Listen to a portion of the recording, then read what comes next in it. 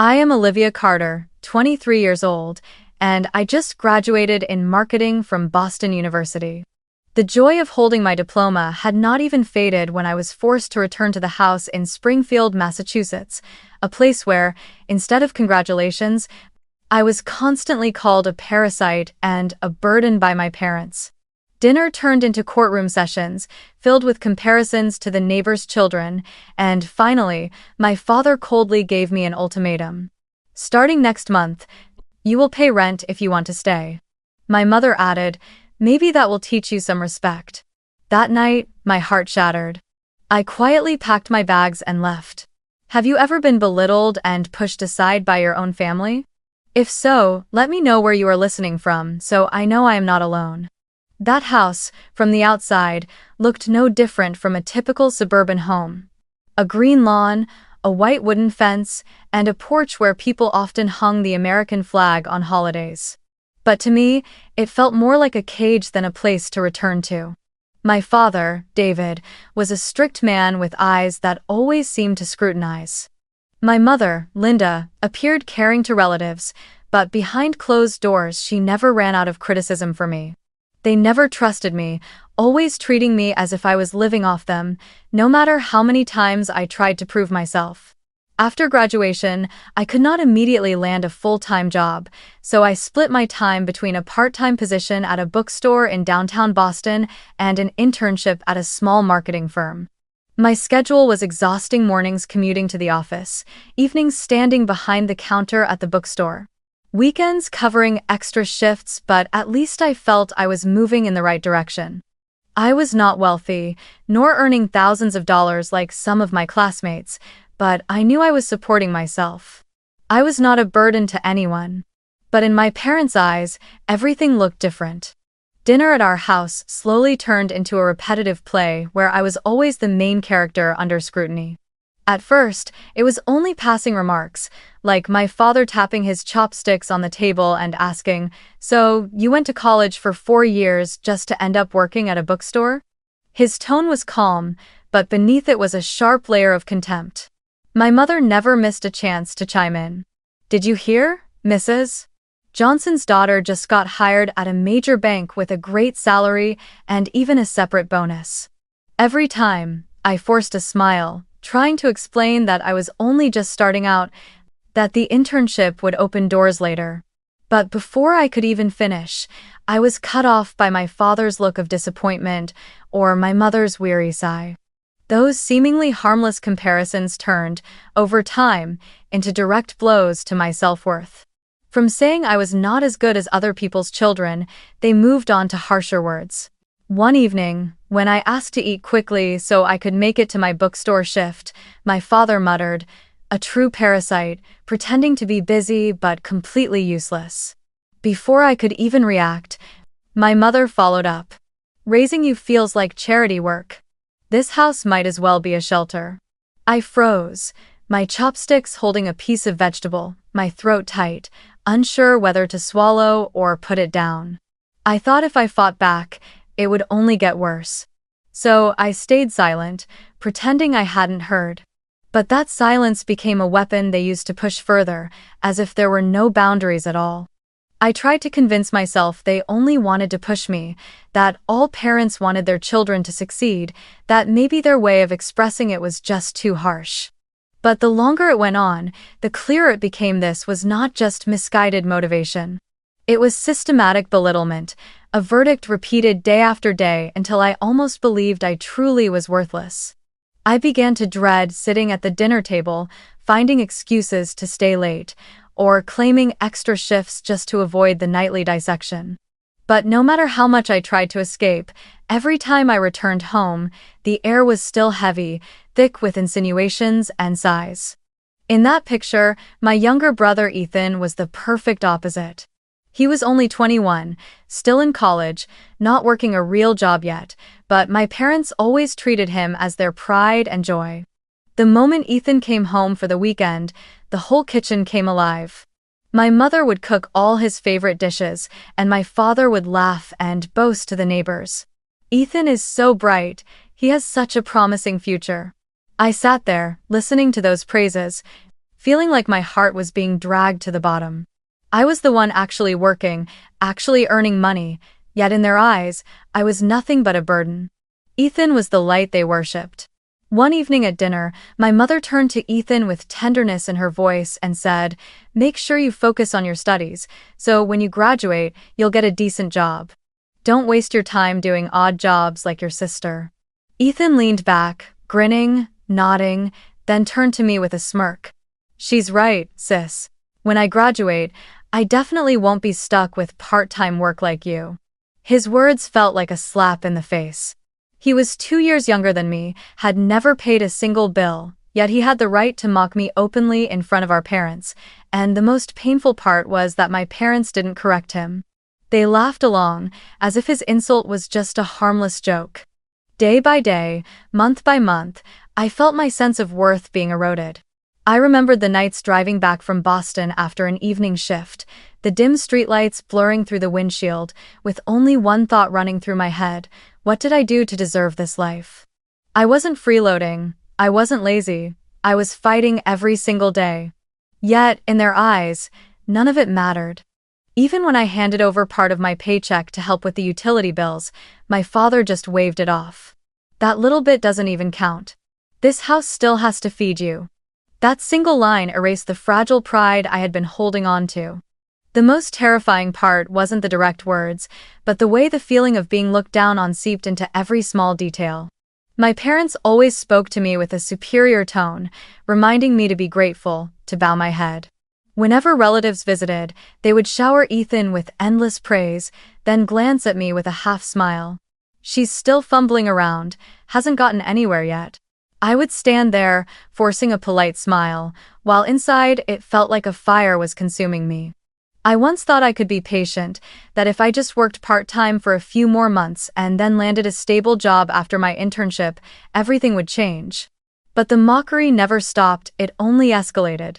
And because of that, the ultimatum they eventually handed me, forcing me to pay rent just to stay in the house I grew up in, was not a surprise. It felt more like the final shot after hundreds of tiny wounds had already been bleeding. It happened at dinner, like so many nights before, with the kitchen lights glowing and the soft clinking of cutlery against porcelain plates. I had just finished a 10-hour shift at the bookstore, my body aching, my clothes still carrying the smell of paper and coffee. I hadn't even had time to shower or change when my mother called me down to eat. All I wanted was a quiet meal, a chance to swallow a few bites quickly and retreat to my room. But silence at our dinner table was never peaceful, it was only the pause before the next attack. I sat down, trying to keep my back straight, picking up some vegetables, when suddenly my father set his knife and fork down with a sharp clang that froze the air in the room. He looked straight at me, his voice calm, as if announcing something entirely ordinary. "Starting next month, you'll have to pay rent if you want to stay in this house." For a moment, I thought I had misheard him. My heart skipped a beat, and my chopsticks froze in midair. Before I could open my mouth, my mother cut in, her tone cold but tinged with satisfaction. "Maybe this will teach you some respect." She spoke as if I had committed a grave offense, as if I were some unruly child in need of punishment. The kitchen fell silent. The only sound was the clock on the wall ticking away each second. I sat there, stunned, a storm of questions crashing in my head. Why? What had I done to deserve such a verdict? I wasn't freeloading. I had a job. I paid for my own phone, my car, even part of the bills. I pitched in for groceries whenever I could. But in that moment, all of my efforts seemed to vanish. They no longer saw me as their daughter. They no longer saw me as part of this family. Suddenly, I was nothing more than a tenant in my own home. The frightening part wasn't whether I could afford the rent. I could. I had run the numbers, and I knew I could manage it. What crushed me was the meaning behind those words. It meant my bond with them had been reduced to a monthly fee. It meant the love of my parents could be exchanged for a few $100s. It meant that in their eyes, I was no longer Olivia, the daughter who had just graduated, who was only beginning her life but merely a burden that had to pay her way just to exist under their roof. I tried to speak, my voice trembling. "But I've been working. I've already contributed a part." Before I could finish, my father waved his hand dismissively, as if my words weren't worth hearing. "That's just pocket change. We're not supporting a freeloader anymore. If you want to stay, you pay." I turned to my mother, hoping she might soften her tone, but she only smirked. "People who really work don't whine. If you know what's good for you, you'll keep quiet and do as you're told." Ethan, sitting across the table, casually reached for another piece of meat, the corner of his mouth curling into the kind of smile I knew too well, the smile of someone basking in victory, safely on the winning side. Inside me, something shattered. I still remember the sensation of rice stuck in my throat, like a stone blocking my breath. I didn't cry, I didn't scream. I only felt a vast emptiness swallowing me whole. I sat there for a few more minutes, pretending to eat out of formality, but my mind no longer registered anything beyond the pounding of my heartbeat. The world around me blurred. Deep down, I knew tonight marked a turning point. From the moment my parents looked me in the eye and demanded rent, the fragile thread that connected us as parent and child was severed. I quietly stood up and excused myself to my room. No one stopped me. They carried on their conversation about Ethan's prospects, the mortgage payments, their weekend plans. Not one of them bothered to turn and look at me. As I walked away, it felt as if I had already become a ghost in that house, unseen, unheard, and utterly unvalued. I closed my door after that fateful dinner and sat motionless for a long time, trying to convince myself that maybe they had only spoken out of anger. But the more I thought about it, the clearer it became there was nothing left to hold on to. Every memory, every fragile hope that one day my parents would acknowledge my efforts had crumbled with just a few cold sentences. As the clock crept toward midnight, I stood up, opened my closet, and pulled out the old suitcase that had been tucked away in the corner. I began folding clothes, placing my laptop inside, a few books, and a small box of personal keepsakes. A photo of me with my grandmother, a worn bracelet from my best friend on my birthday, and a few old letters I had hidden away. Each item I packed felt like proof that I still had value of my own, that my life was not completely defined by them. I packed quietly, careful not to make a sound. The house was wrapped in darkness, with only the faint glow of my lamp spilling out from under my door. Inside me, pain mixed with determination. I knew that if I stayed, I would only continue to be diminished, pushed deeper into the role of parasite, as they called me. When the suitcase was finally full, I looked around the room that had once been my small world but now felt strangely foreign. It was no longer a place of return, only four walls that reminded me of rejection. I stood still for a long moment, heart pounding, then took a deep breath and pulled the suitcase out into the hallway. My old car was parked in the driveway, looking even more worn under the dim streetlights. I loaded the suitcase into the trunk and sat behind the wheel, my hands trembling as they gripped the steering wheel. When the engine came to life, it felt as if the last thread tying me to that house had been cut. The drive from Springfield to Worcester took over an hour, and that night, every mile felt like a step away from my childhood, a step away from the fragile hope of family I had clung to for so long. Streetlights flashed by like streaks of lightning, and the shadows of trees stretched across the road. I drove in silence, carrying both sorrow and a strange sense of relief. By the time I reached Worcester, the clock was nearing 2 in the morning. I stopped in front of the small apartment of Samantha, my best friend since high school. She opened the door, her hair messy, eyes half asleep, but as soon as she saw the suitcase in my hand, she wrapped her arms around me. "What happened, Liv?" she asked, her voice laced with worry. I just shook my head, swallowing back tears, and whispered, "I just need a place to stay. I can't go back there." Samantha didn't press for answers. She simply pulled the suitcase inside and cleared a spot for me on her old but warm sofa. That night, I curled up listening to the distant hum of cars outside, tears soaking my pillow, but deep down, I felt a strange peace. At least here, I wasn't being looked down on. The next morning, as I was getting ready for work, my phone rang. The screen lit up with my father's number. I hesitated for a long moment, ready to silence it, but curiosity got the better of me. I answered, my chest tightening. On the other end, his voice was panicked, hurried. Olivia, your room is empty. Where are you? Why did you leave like this? I clutched the phone, emotions swirling inside me, but instead of explaining or pleading, I delivered one short sentence, my voice calm and cold. You said I was dead weight, so consider me gone.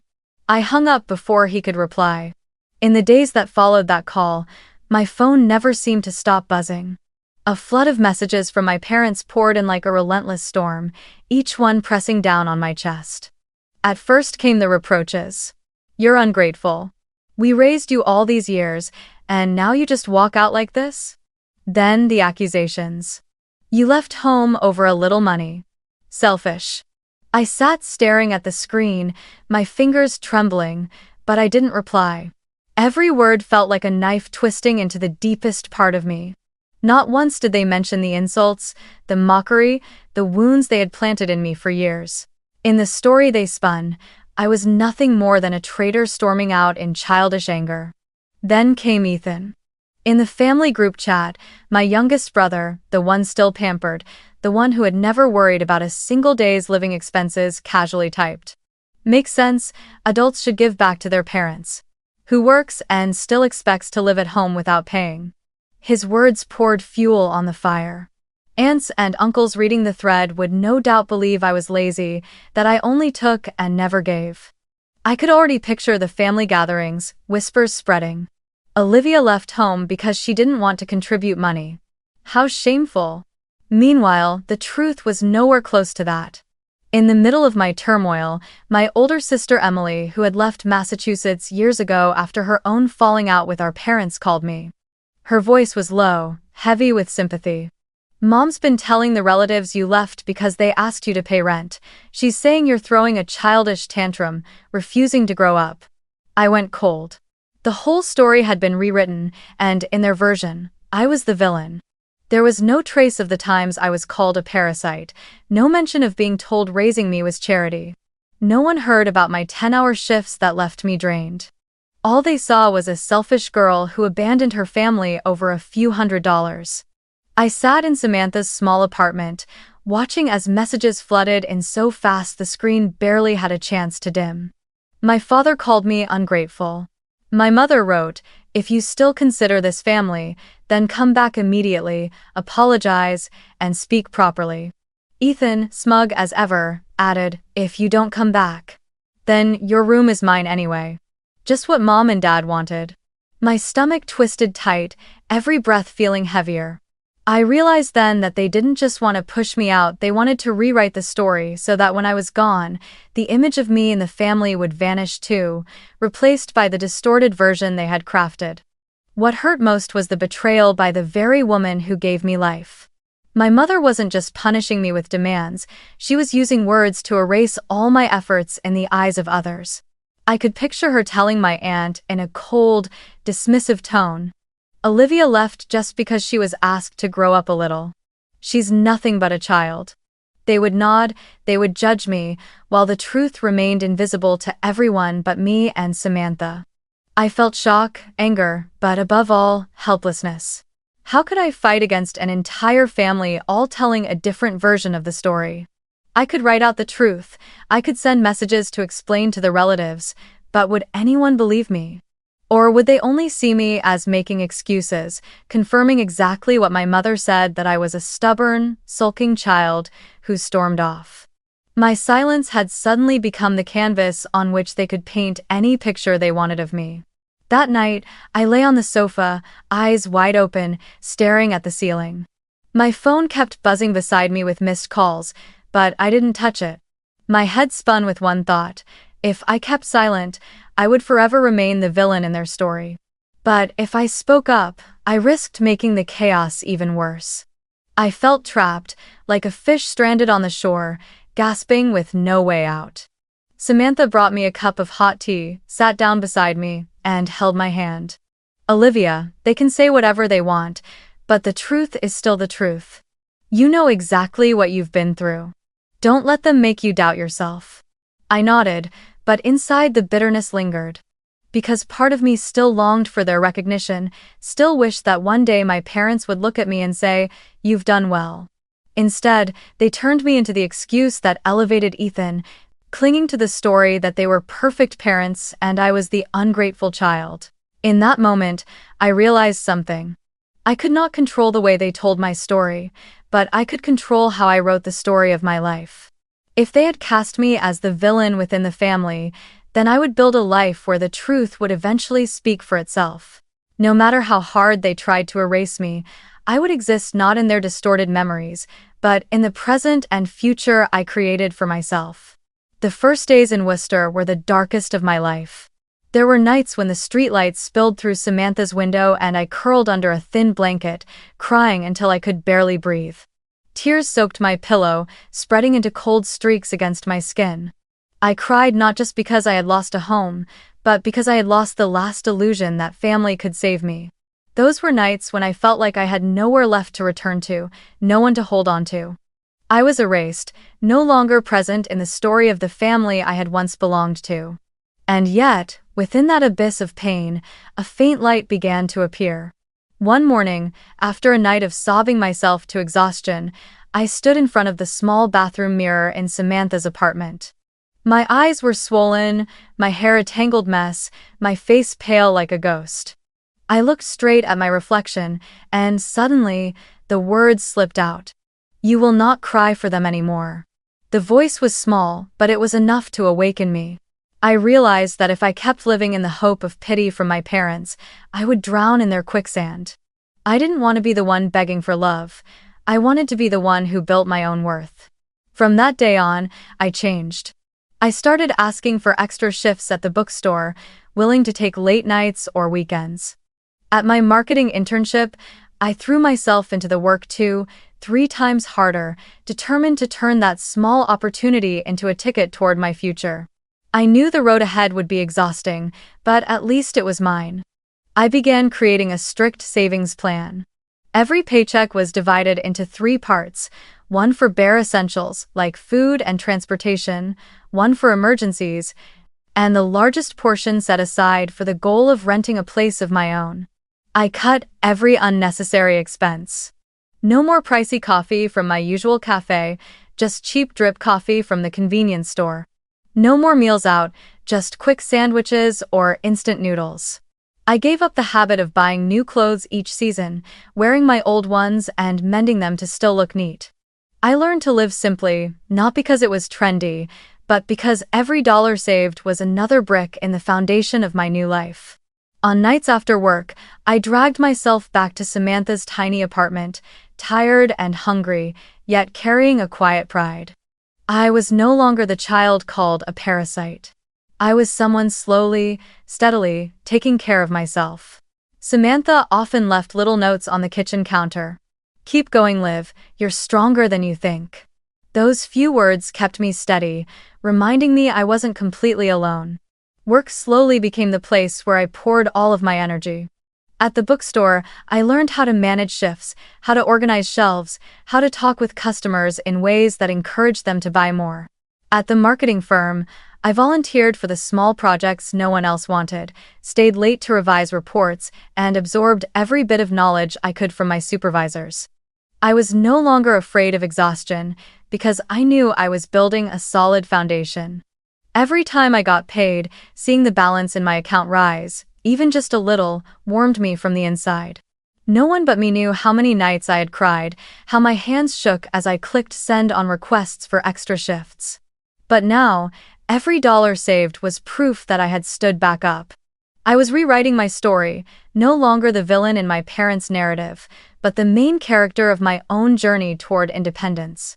One evening, I sat by the window of Samantha's tiny apartment, looking out at the bright streets of Worcester. The air was chilly, my breath fogging in front of me. I held the cup of hot tea Samantha had given me and smiled faintly. I thought, I lost everything in that place, but here, I'm starting to find myself again. And for the first time in weeks, I felt a new kind of faith that this pain wouldn't last forever, that from the bottom of the pit, I could climb upward and build a life no one could ever take away. The day I held the keys to my first studio apartment in my hand, I had to stop for a few seconds at the door, inhaling deeply as if I were about to step into an entirely new world. The small apartment was tucked inside an old building in Cambridge, just a 10-minute walk from my job. It wasn't luxurious, not the kind of place people flaunted on social media. The wooden door had peeling paint, the floors creaked underfoot, and the walls bore faded stains from old paint. But to me, it was a treasure. For the first time in my life, I had a space of my own, one where no one could step in to criticize me, no one could strip away my right to exist. The room was just big enough for a single bed, an old wooden desk left behind by the landlord, and a small corner for the laptop I had carried with me. I bought a cheap shelf from a secondhand store to stack my books and pinned a few printed photos from my phone onto the wall, as if to declare, "This is my home." At night, the warm glow of a yellow lamp spread across the corners, wrapping the room in a simple, gentle coziness. I would sit on the floor, leaning against the wall, looking around the sparse but peaceful space, and feel an unfamiliar lightness in my chest. Small as it was, everything in that room was something I had built with my own hands. The first night I slept there, I lay on the bed I had bought with my own paycheck, listening to the faint hum of cars drifting in from the Cambridge streets. I smiled to myself in the dark. It wasn't the softest bed, and it didn't have luxurious sheets or pillows, but it was the only place where I could close my eyes without fearing that, by morning, I would be replaced. I felt a sense of safety that my parents' big house had never given me. Work at the bookstore and the marketing firm slowly became my anchor.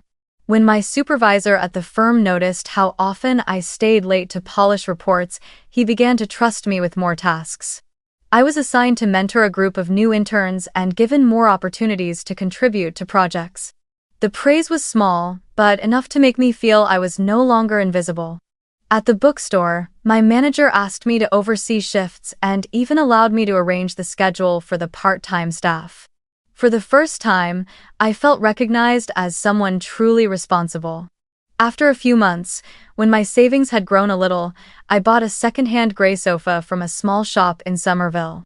The seller helped me deliver it, and Samantha, who had stood by me through all the hard days, struggled with me to haul it up to my second-floor apartment. When we finally set it in the corner of the room, I laughed like a child. That worn-out sofa might have seemed worthless to anyone else, but to me, it was a symbol of victory. I had gone from curling up on someone else's couch to owning my own, in the little apartment I paid for myself. Every morning, I woke earlier, brewed a cup of coffee, and sat by the window as sunlight poured into the room. I opened my laptop, preparing reports or sometimes just writing a few lines for myself. No more shouting, no more harsh comparisons. Just me, the small room, and the quiet certainty that I was heading in the right direction. I realized happiness could be as simple as sitting in a peaceful space and knowing everything around me belonged to me. I began learning how to take care of myself with discipline. I created financial plans, tracked every expense, and each time my savings grew, I felt as though I had added another layer of armor to my body. I was no longer dependent on anyone. Every dollar I had was the result of my own effort, which made it infinitely more precious. One evening, after a long day, I sat back on my new sofa, turned on the warm yellow lamp, played a soft jazz record, and reclined. I closed my eyes and thought about the past months. The empty room stripped bare, my father's look of disdain, my mother's cold words.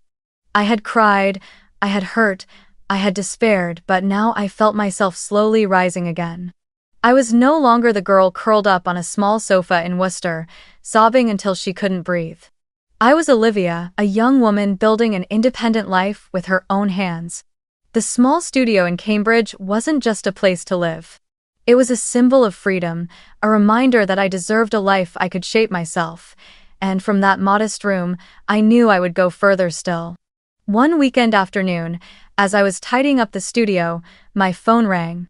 On the screen appeared a familiar name, Emily. My sister rarely called directly, she usually just sent short messages. I picked up, and her voice came through, hesitant. "Olivia, are you okay? There's something I think you should know." I was surprised, but stayed quiet, waiting for her to continue. After a pause, she sighed. Do you know why Mom and Dad suddenly demanded you pay rent? It wasn't just about teaching you responsibility. Dad refinanced the house to borrow money for Ethan's startup, the one he's been bragging about for months. The interest rate is higher, and the monthly mortgage nearly doubled. They never said it, but they were counting on you to cover the shortfall. I froze. So, all the sarcasm, the ultimatums, hadn't come from any lesson or sense of duty. I was nothing more than their financial solution, the backup bank to tap into when their golden child's plans didn't hold up. My whole body burned, my hand gripping the phone so tightly that my knuckles turned white. I bit my lip to hold back tears. In my mind, I heard my father's mocking laugh, my mother's cold voice, and pictured the sign taped to my old door. Ethan's room. Now it all made sense. I had never been seen as a daughter. I was just the reserve wallet they turned to when they needed cash. After that call, I collapsed into my chair, my chest burning with rage. I wanted to scream, to call them immediately and throw the truth in their faces. But then I stopped myself. What would screaming achieve? Another fight, another chance for them to erase my voice? They would twist the story again, paint me as ungrateful, and I would be left even more drained. No, this time I would not scream. I would choose silence, but a silence heavy with weight, a silence they would not be able to ignore. From that day on, I began gathering everything that could serve as proof. I saved every text where they called me ungrateful, parasite. I downloaded the voicemails where my mother's sharp voice declared, "If you don't come back, your room belongs to Ethan." I photographed my empty room, already filled with my brother's boxes, and stored everything in a folder I named Truth. I didn't plan to expose it right away. But I needed something to remind myself I wasn't imagining things, that what happened had truly been that cruel. In the meantime, I started paying closer attention. I noticed Ethan's constant social media posts bragging about his tech startup, but behind them were obvious cracks, an unstable office, employees coming and going, and his complaints about rising costs. I began piecing things together. The refinanced house, my father's debt, the endless indulgence of Ethan, and the pressure placed on me. It was all part of a twisted arrangement I was expected to shoulder if I had stayed under that roof. This truth hurt, but it also made me sharper. I realized that in my family's power game, I had never been an equal player. I was the cushion, the safety net, the one meant to absorb the fall so their golden child could chase dreams without consequence. I thought back to every time my parents compared me to Ethan, every dinner where they hurled cutting words at me, and I finally understood. It had all been building to that moment when they would need me to pay for their mistakes. But I also realized something else. I was no longer the trembling child who endured in silence. This small studio, the work I was doing, the savings I had built with my own hands, they had given me strength. I could face them, but not in the way they expected. I would not scream only to be dismissed. I would choose my moment, and when I finally spoke, they would have no choice but to listen, because I no longer depended on them. That evening, I sat alone on my second-hand sofa, the warm glow of the lamp spilling across the notebook in front of me. I wrote down each point. What they owe, what they said, what I know. I listed everything like a strategist preparing for a long campaign. I was no longer seeking their recognition. I wanted to prove that my silence could be stronger than any argument. And in that moment, sitting in the small room, I felt a shift within myself. I was no longer the girl sobbing on a sofa in Worcester. I was no longer the daughter pushed out of her childhood room. I was becoming a woman who knew how to hold power, how to guard the truth, and how to wait for the right time to make them realize just how wrong they were to ever label me dead weight. After months of silence, a message from my mother arrived on a Thursday evening, just as I had returned from a late shift and settled onto the sofa in my Cambridge studio. The words were short. "Family gathering this Sunday. Come home." I stared at that line for a long time, my heart beating slow but heavy, as if my body already knew this was the moment I had been waiting for. Months of silence had passed, months of letting them get used to the fact that my world no longer revolved around them. And now, they reached out, inviting me back. I knew this was not an unconditional reconciliation. This was a trap wrapped in false sweetness, a trap I had known all too well for years. But this time, I would not walk in empty-handed.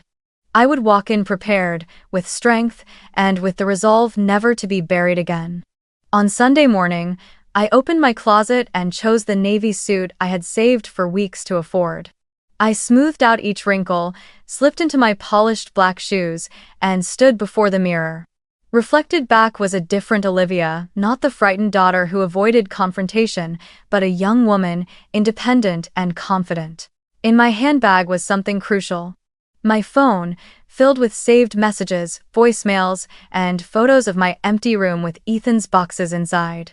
I didn't plan to throw them out like weapons, but I carried them as a kind of shield. That evidence reminded me that everything I had endured was real, that I wasn't crazy, I wasn't exaggerating, and I had every right to walk away. As I drove back to Springfield, the familiar scenery appeared, the rows of trees along the road, the sign of the small diner, and finally, the house I once called home. My chest tightened at the sight, not from longing to return, but from knowing I was there to close an old chapter. Ethan's car gleamed in the driveway, as if on display as a trophy. I stepped inside, and the chatter from the dining room hushed when they saw me. My mother rose with a radiant smile I knew was only a mask. "Olivia, you came back. I'm so glad." I gave a slight nod, returned the gesture with a brief hug, and took my seat at the familiar table. The first few minutes passed in a fragile pretense of calm. My mother served the food, Ethan sat scrolling on his phone, my father quietly reached for dishes. But I knew the real moment would come. And just as expected, my father set his chopsticks down, cleared his throat, and said, "Before we eat, I want to talk seriously. Olivia, you should help pay the mortgage. The house is in trouble, and this is the time for you to take responsibility." His tone was measured, but his eyes were sharp as blades. I sat upright, took a deep breath, and spoke clearly. "I have my own life now. I have my apartment, my job, my bills, and my responsibilities. I will not pay for the debts of choices you made for Ethan." Silence hung in the air for several seconds before my mother leaned toward me, her voice tinged with reproach. "You can sit here and watch your own family struggle? We are blood."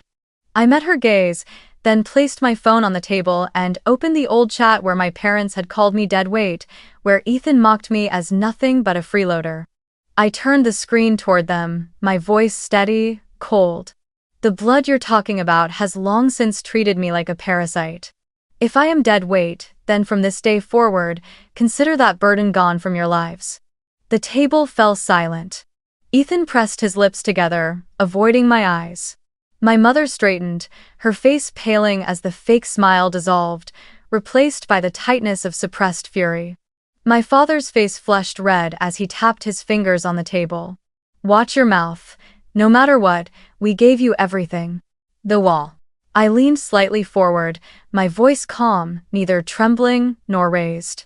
"The only thing I ever owed you was respect. But you lost that the night you turned me into a tenant in my own home. From that moment on, I owed you nothing." The air seemed to freeze. I looked around the table, the carefully prepared dishes, the ticking of the kitchen clock, every eye fixed on me. I knew they expected me to bow my head, to take back my words. But this time, I would not. I slowly stood, pushed my chair back under the table, and said firmly, "Thank you for dinner. Enjoy this house while you still can." I turned and walked away, my heels striking the wooden floor in steady rhythm. Behind me, my mother's voice rang out, sharp and desperate. "Olivia, do you really mean to abandon us?" I didn't look back. The door closed behind me with a resonant click, like the final gavel of a trial that had lasted for years. As I stepped onto the porch, the October night wind whipped through my hair, cold but liberating. I drew a deep breath and felt as if a heavy stone had finally been lifted from my chest. I was no longer a pawn in their game, no longer the backup plan they had casually relied upon. I had reclaimed the right to decide, the right to define my own worth. On the drive back to Cambridge, I played soft music to drown out the echoes of chaos still swirling in my mind. I knew the road ahead would not be easy, that they would try to pull me back, to keep blaming me, to slander me. But in that moment, under the dim glow of the streetlights stretching endlessly along the road, I realized I had truly reclaimed something far more valuable than approval: my freedom. When I returned to my studio that night, I sat at the small kitchen table, opened my phone, and drafted a long message to the family group chat. My hands trembled slightly, but my eyes stayed firm. I typed each word as if cutting through the ropes that had bound me for years. I have removed my name from all joint bills and accounts. I have officially changed my contact address. From now on, please do not call or message me unless it is a genuine emergency. This is not revenge. This is me choosing peace for my life. I read it over once, inhaled deeply, and pressed send. Almost instantly, the screen lit up with replies. First came my father. "You think this makes you mature? Family isn't a game you can just walk out of. We are blood." Minutes later, my mother chimed in. "Olivia, you are selfish. We raised you all these years, and now in hard times you abandon us? Was all that effort meaningless?" Ethan couldn't resist throwing in fuel. "Of course. Everyone knows you only care about yourself. No surprise there." I stared at the stream of messages, but unlike before, I didn't feel anger rising. Instead, I simply turned off the notifications. I had learned that sometimes silence is the strongest answer of all. In the months that followed, I kept moving forward with my work, focusing on new projects, managing the team of interns with increasing confidence, and slowly building a solid sense of stability. Every now and then, Emily would send me short updates about home. Bills piling up, Ethan neglecting his responsibilities, my parents locked in heated arguments over the refinanced loan. I read her words, folded the emotions neatly away like an old piece of paper, and let them go. I didn't interfere, didn't judge, didn't reach out a helping hand. They had chosen Ethan as their center, chosen to label me deadweight, and cast me aside. Now, they would have to live with the consequences of that choice. One early spring afternoon, driving home from work, I found myself turning down the road towards Springfield. At a red light, I glanced into the rearview mirror one last time. The old house appeared faintly behind the trees, gray roof tiles and a bright for sale sign gleaming in the late sunlight. Almost without thinking, I whispered so softly only I could hear, "You wanted me gone. Now I'm truly gone." Strangely, the words didn't bring pain the way they once would have.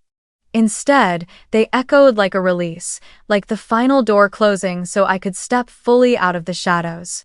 No more haunting, no more bleeding wounds, only a stillness spreading through my mind. Back in Cambridge, I unlocked the door to my studio as the afternoon light spilled in through the window. Golden beams stretched across the wooden floor, wrapping around the second-hand sofa and the old wooden desk. I stood there, took a deep breath, and smiled. This was my small but intact world. Here, no one knocked to throw insults. No one invaded my private space. This was the home I had built with my own hands through every dollar saved, every extra shift worked, every tear pushed aside so I could rise again. And because of that, it was more precious than any house they could ever take away. I sat down at the table and opened a blank notebook I had bought long ago, but never used. This time, I wasn't writing lists of expenses or plans to pay bills. I began drafting a long-term plan for myself. I wrote, Year 1, strengthen my career, pursue additional marketing certifications. Year 2, move into a larger apartment with a real living room. Year 3, travel to Europe once, just to see the world through my own eyes. Year 5, buy a small apartment, fully under my name. Line by line, the words appeared like a map sketching out a new path. A life no one could take from me, because it was built on a foundation I chose. When I finished, I set the pen down, leaned back in my chair, and felt a sensation I had been waiting for so long. Peace. I knew the road ahead would still be hard. I would still have to work relentlessly, face comparisons from the outside world, and find ways to nurture bigger dreams. But unlike before, This time I wasn't carrying the burden of disdain from my own family. I carried only myself and Olivia, who was free, determined, and ready to build a future that belonged to me. Sometimes the memories still returned. Dinners filled with mockery, the empty room that became Ethan's, my mother's sharp voice in the voicemail. But instead of making me tremble, they felt like scars now. Scars that reminded me I had survived, that I had walked through it, and that I had emerged stronger. They no longer defined me, they were simply proof of the journey I had taken. One evening, as I sat reading through my notebook, I added a line just beneath my plan. I no longer search for love in places that have denied me. I will build love from within myself and from the people who choose to stay. I realized then that family doesn't have to mean blood. True family is the people who make you feel safe, who give you a place to grow, who let you be yourself, not the ones who label you a burden and erase you when you no longer fit their image. Samantha, the friend who gave me shelter in my darkest days, was family. The colleagues who trusted me with opportunities were family. And most of all, I who chose to rise was family to myself. That night, I sat by the window, the city of Cambridge glowing outside, each lit window like 1,000 stars. I sipped my tea, smiled faintly, and whispered in my heart to anyone who might be walking a path like mine. If you are belittled, if you are called dead weight, remember you are not. You can create your own home, a place where no one has the right to erase you. I closed the notebook, pulled the curtains back, and let the city lights spill into my small room. An old chapter had ended. I was no longer the girl sitting at the dinner table swallowing insults. I was Olivia, the one who had walked through the storm, reclaimed her worth, and begun writing a new life with her own hands and her own heart.